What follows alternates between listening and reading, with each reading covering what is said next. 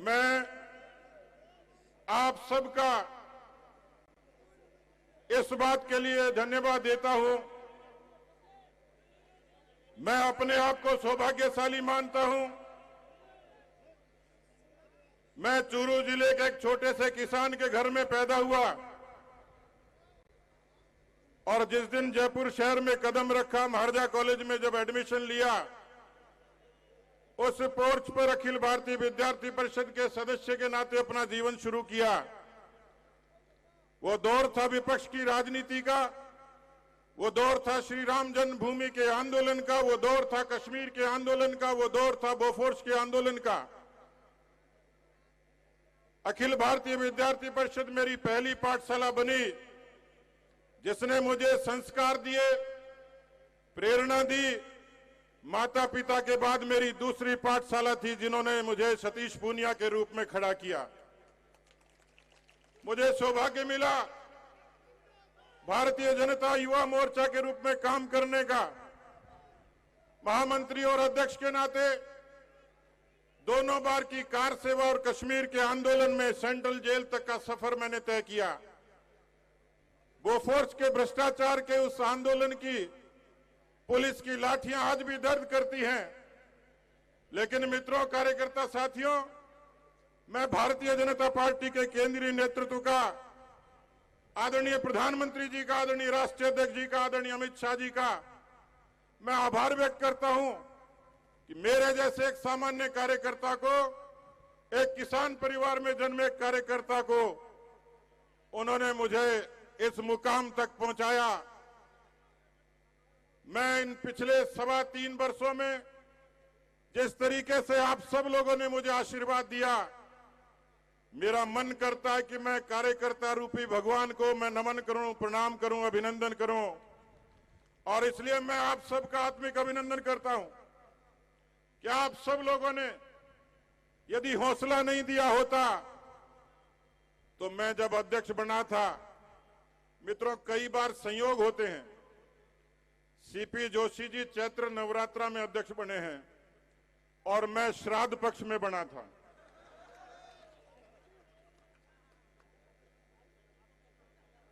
मित्रों, मुझे सब लोग कहते तू श्राद्ध में बना है, तेरी मियाद कितनी है पता नहीं, अब गया तब गया।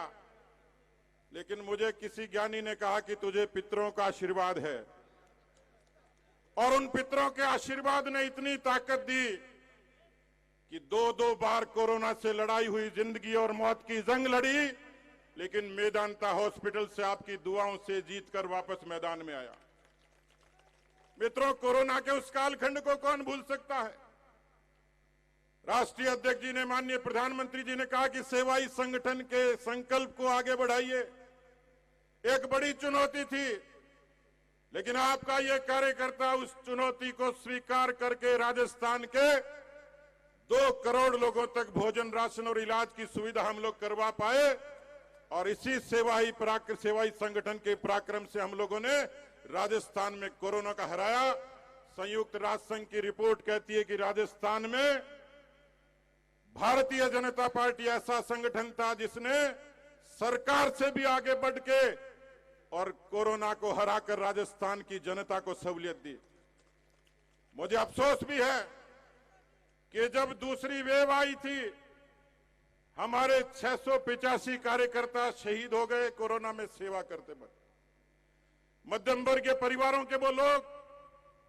लेकिन मुझे इस बात की खुशी है, मुझे अखबार के लोगों ने कहा कि आपका कार्यकाल पूरा हो गया तो आपको कैसा महसूस हो रहा है। मैंने कहा, एक अंग्रेजी का शब्द है जॉब सेटिस्फैक्शन। हम सब ने मिलकर भारतीय जनता पार्टी की शक्ल को केवल नारों की नहीं, राजस्थान की इस मरुधरा पर सरोकारों की पार्टी बनाकर हमने समाज के रचनात्मक पक्ष को छुआ है। मित्रों, मुझे इस बात की खुशी है, हम सब साथियों की बदौलत आज भारतीय जनता पार्टी का संगठन 52,000 बूथों से लेकर 50,000 बूथ तक भारतीय जनता पार्टी का एक सशक्त संगठन मजबूती के साथ खड़ा है। मित्रों, इसलिए मैं आपको धन्यवाद देना चाहता हूं।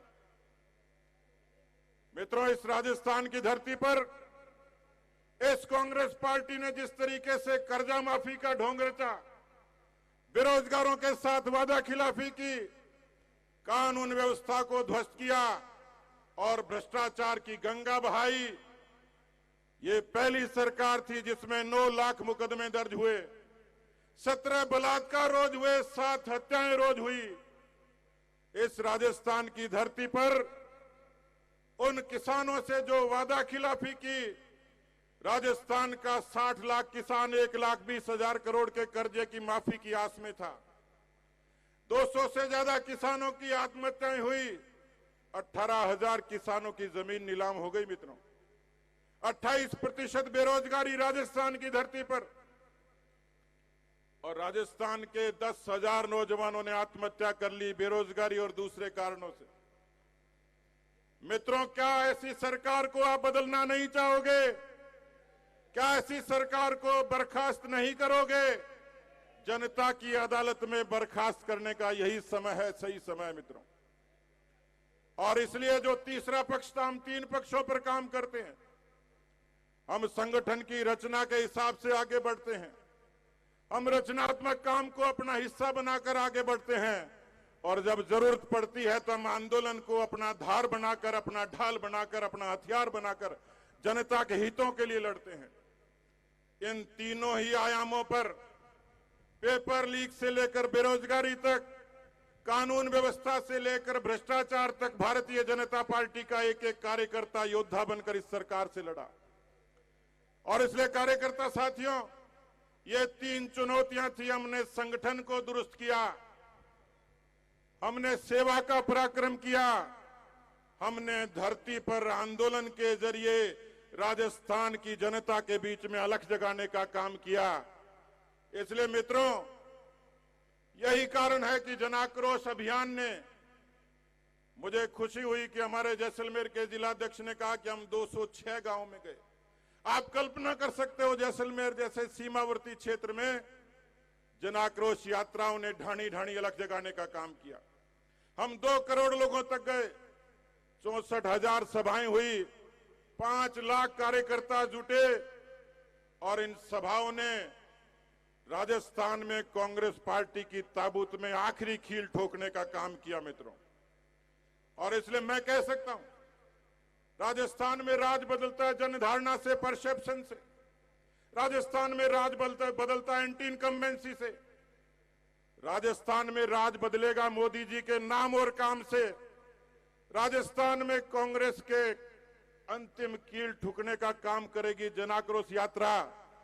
लेकिन मुझे पूरा भरोसा है कि राजस्थान के असंख्य कार्यकर्ता अपने पसीने के परिश्रम की बूंदों से इस राजस्थान की सरकार को, कांग्रेस पार्टी को हमेशा के लिए विदा कर देंगे। मित्रों, जब मैं ये बात कह रहा था तो मुझे अखबार के लोगों ने कहा कि आपने सारे काम कर दिए तो सीपी जोशी के लिए क्या छोड़ा? मैंने सीपी जोशी जी के लिए छोड़ा है क्योंकि मैं तो श्राद्ध पक्ष में बना था, ये नवरात्रा में बने। सीपी जोशी जी के लिए हमने काम छोड़ा है, इनके जिम्मे छोड़ा है, इनके नेतृत्व में राजस्थान में भारतीय जनता पार्टी को विजयी बनाएंगे।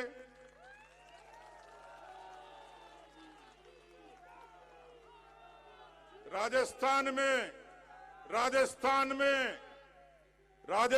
में भारतीय जनता पार्टी को विजयी बनाएंगे, अजय बनाएंगे और अभेद्य बनाएंगे। आने वाले वर्षों तक भारतीय जनता पार्टी हमेशा शासन करेगी। मैं मंच के तमाम नेताओं को एक बार फिर प्रणाम करता हूं कि मेरे जैसे छोटे कार्यकर्ता को मंच के एक एक नेता ने जो सहयोग किया। कुछ लोग कुछ वजह से नहीं आ पाए, हमारे वरिष्ठ नेता आदरणीय वसुंधरा जी, आदरणीय अर्जुन मेघवाल जी, और कुछ हमारे सांसद संसद के जरूरी काम से नहीं आ पाए। लेकिन मैं इनका ऋणी हूं, कृतज्ञ हूं।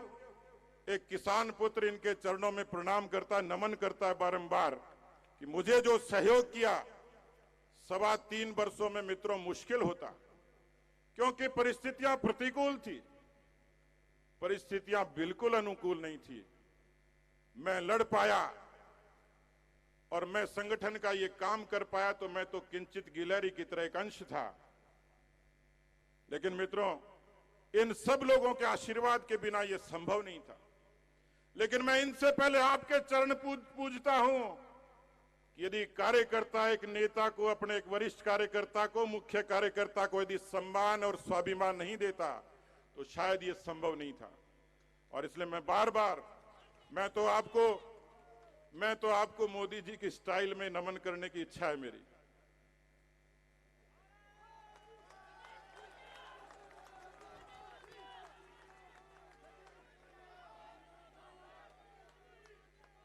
बहुत बहुत धन्यवाद आपका ये आशीर्वाद। संत शक्ति के चरणों में एक बार फिर से प्रणाम करता हूं, आप सबको अभिवादन करता हूं। ये आशीर्वाद इसी तरीके से बनाए रखें। बहुत बहुत धन्यवाद। जय हिंद, जय भारत।